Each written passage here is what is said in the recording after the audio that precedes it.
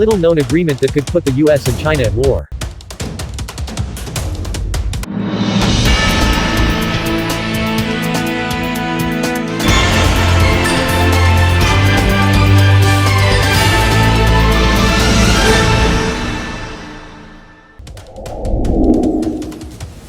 The South China Sea emerged as a geopolitical flashpoint in the 1970s amid a surge in offshore oil exploration by nearby countries including the Philippines.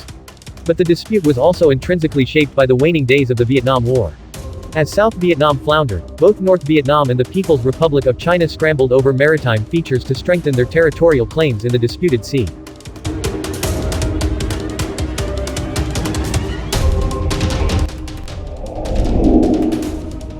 This struggle has spillover effects on the US-Philippines alliance. The fall of Saigon has triggered an existential crisis in Manila.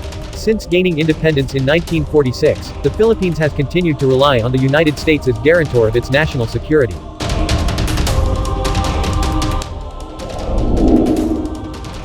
The South China Sea is increasingly at the center of these negotiations.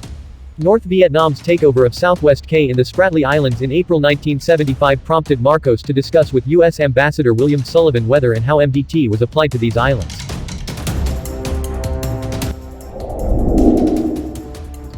Marcos, however, rejected a vague answer. During a visit by Deputy Secretary of State Charles Robinson in August 1976, he urged Robinson for a firm statement that the United States was committed to protecting those involved in Philippine oil exploration near Reed Bank, a maritime feature near the Spratly Islands. Dissatisfied with Robinson's answer, Marcos formally asked for an explicit statement about America's MDT obligations in this area.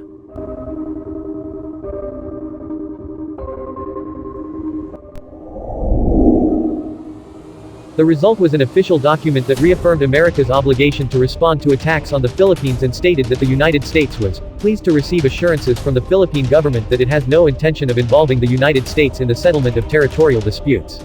Claims. This language avoids the possibility of U.S. involvement in a war for control of the South China Sea. This note seems to ease the Philippines' concerns that the United States will abandon its commitments, but negotiations over the military bases treaty fell through following Ford's defeat in the 1976 election.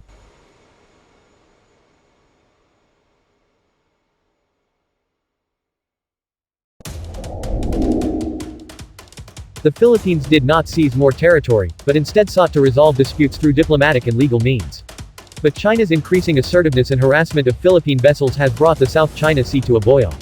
Today, with the Philippines increasing its maritime activity in response, the Rumsfeld-Vance framework ensures that the United States cannot stand still.